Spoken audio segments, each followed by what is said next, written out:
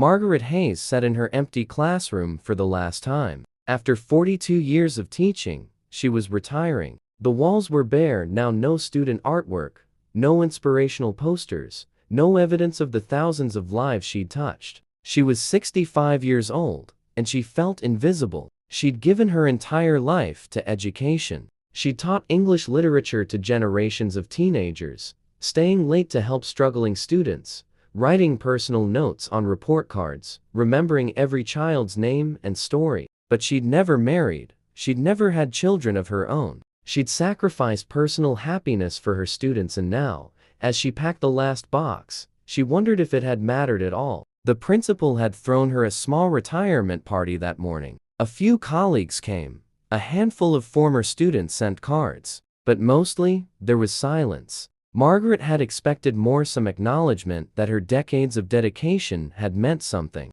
As she locked the classroom door for the last time, Margaret felt the weight of an unlived life pressing down on her. At home that evening, Margaret found an envelope in her mailbox. The postmark was from 50 years ago. 50 years. The envelope was yellow with age, addressed in careful handwriting to Mrs. Margaret Hayes. Please read this. Margaret's hands trembled as she opened it. Dear Mrs. Hayes, my name is Thomas Reid. You probably don't remember me. I was in your junior English class in 1974. I was angry, rebellious, failing every class. I was headed for disaster, but you saw something in me that no one else did. You told me I was a writer. You encouraged me to keep writing, even when I thought I was worthless. You stayed after school to read my stories. You believed in me when I didn't believe in myself. I wanted to write this letter 50 years ago, but I was too young and too proud. I thought I'd find you eventually and thank you in person.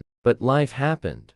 I got married, had children, built a career. I became a published author because of you. My first novel was dedicated to you, Mrs. Hayes. Did you ever read it? I've thought about you thousands of times over 50 years. Every time I faced rejection, remembered you saying, Thomas, you have something important to say. Every time I wanted to quit, I heard your voice encouraging me to continue. I became a professor of literature at a university. I've taught thousands of students, and I've tried to do for them what you did for me.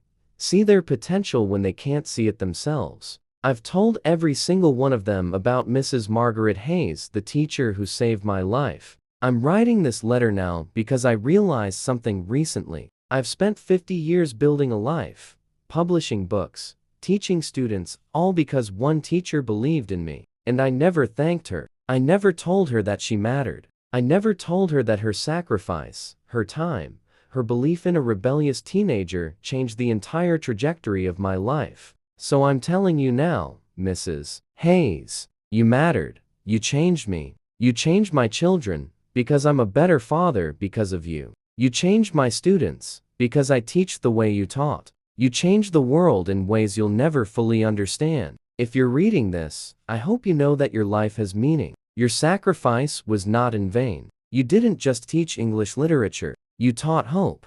You taught belief. You taught love. With eternal gratitude, Thomas Reid. Margaret read the letter 5 times, tears streaming down her face. She'd forgotten Thomas Reid. She'd taught thousands of students, and his name had faded from her memory decades ago. But he had never forgotten her. That night, Margaret looked up Thomas Reid. He was a celebrated author and professor. His books had been translated into 30 languages. His biography mentioned that his inspiration came from a high school English teacher named Mrs. Hayes. Margaret understood something profound in that moment. A life lived for others is never wasted. A single act of belief can ripple outward for 50 years, changing lives in ways we'll never know. She wasn't invisible, she had mattered. She was still mattering.